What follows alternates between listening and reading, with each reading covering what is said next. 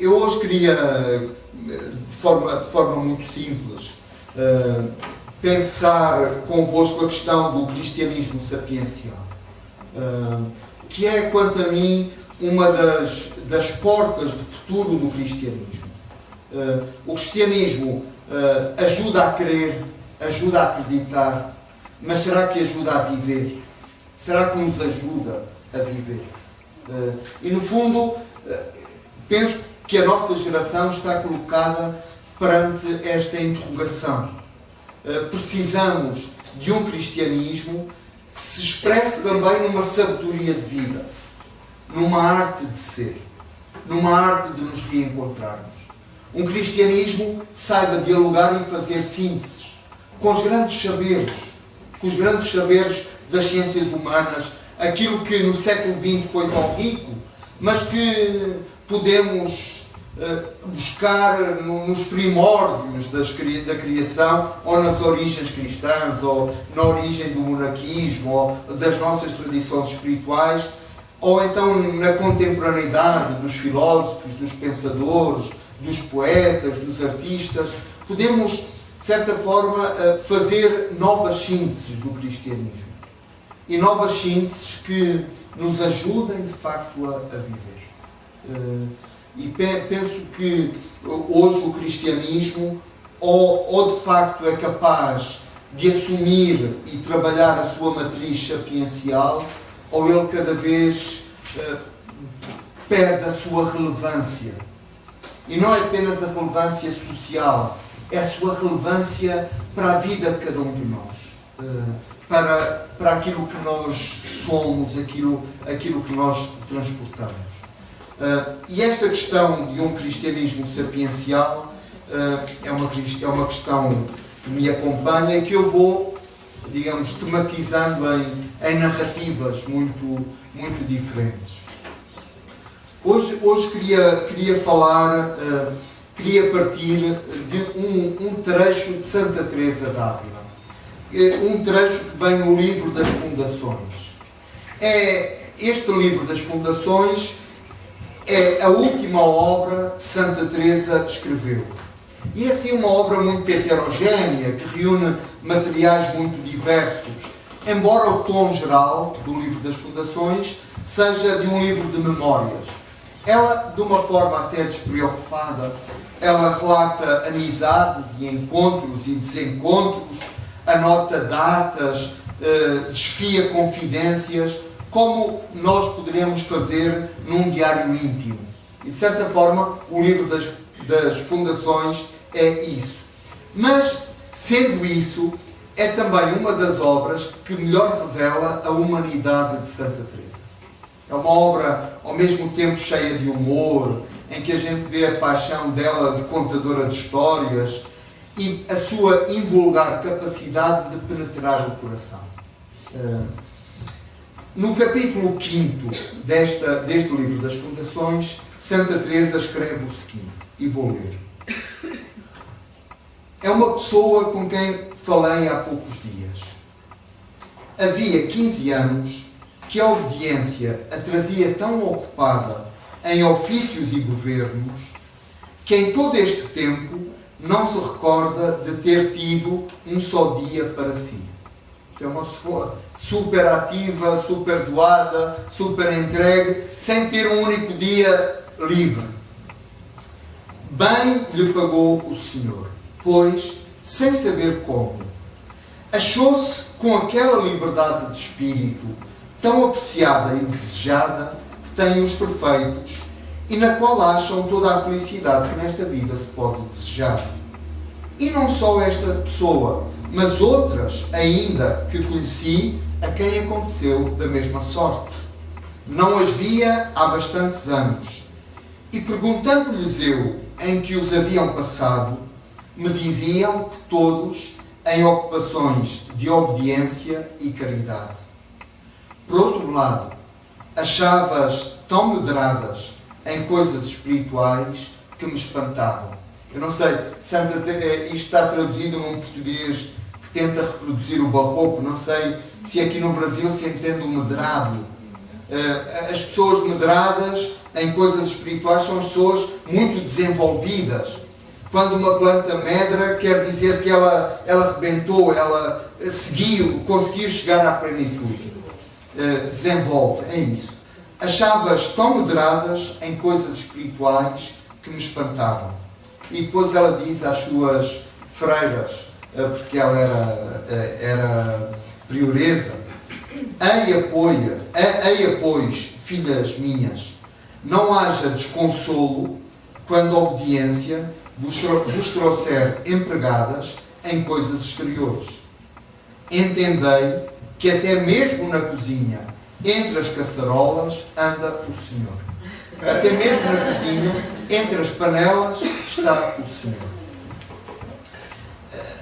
Santa Teresa conta então este encontro com pessoas amigas que viviam empenhadas em tarefas, viviam numa grande atividade.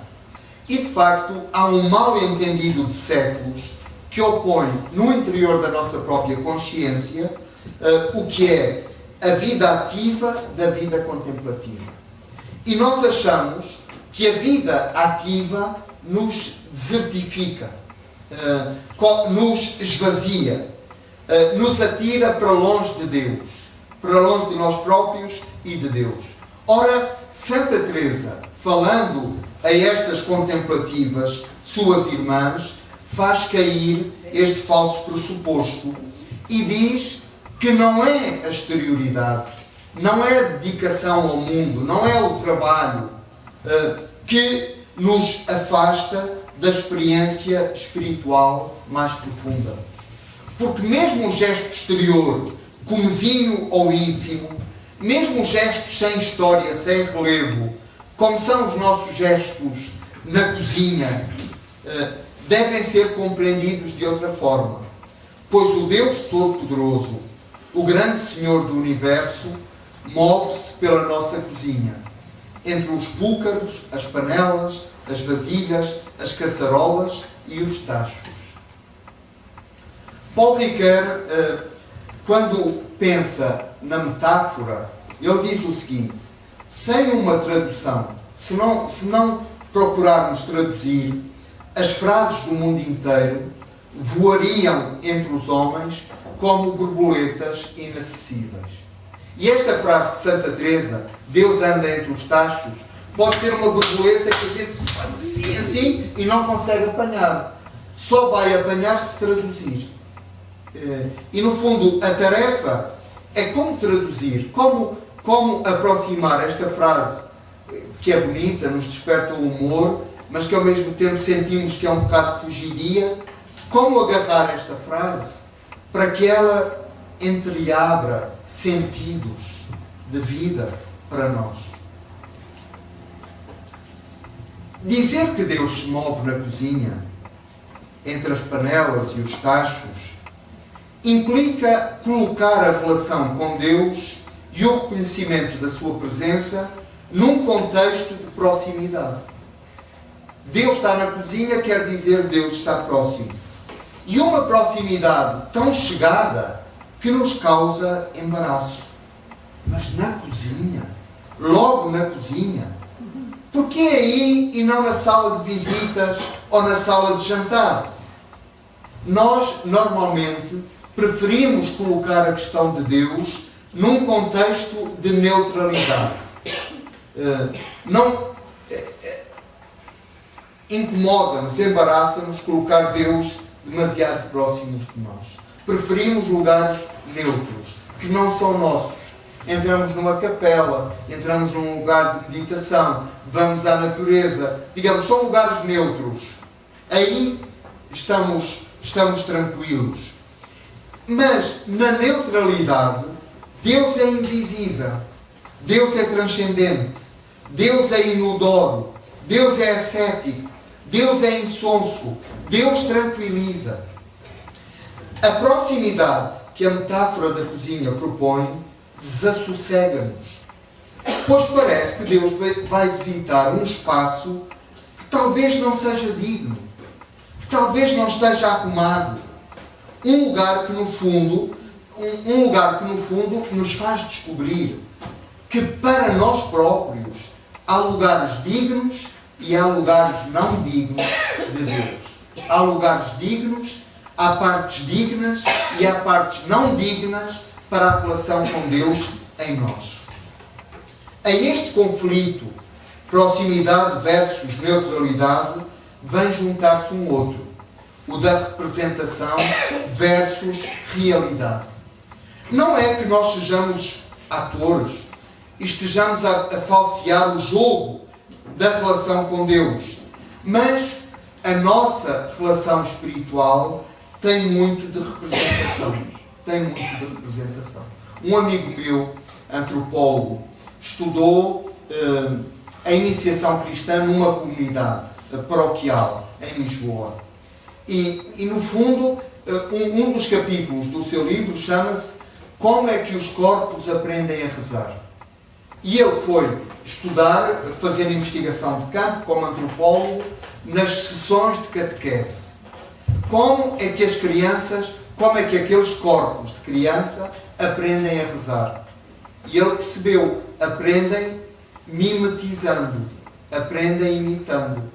Os nossos corpos aprendem imitando a rezar.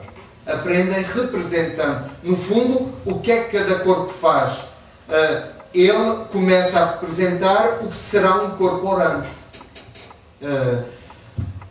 Isto faz sentido, porque há gestos orantes, há uma representação, há um código, há uma gestualidade, há uma liturgia, há um rito. Mas é um grande perigo, porque a gente pode identificar a oração só com essa idealização do orante que nós mimetizamos. E acabamos por não dar valor a dimensões do nosso corpo, a dimensões da nossa realidade, que são dimensões profundamente orantes, só que não são lidas nesse sentido. E por isso a cozinha também vem iluminar esta dicotomia. O que é rezar para mim? É estar naquele espaço a fazer determinados gestos?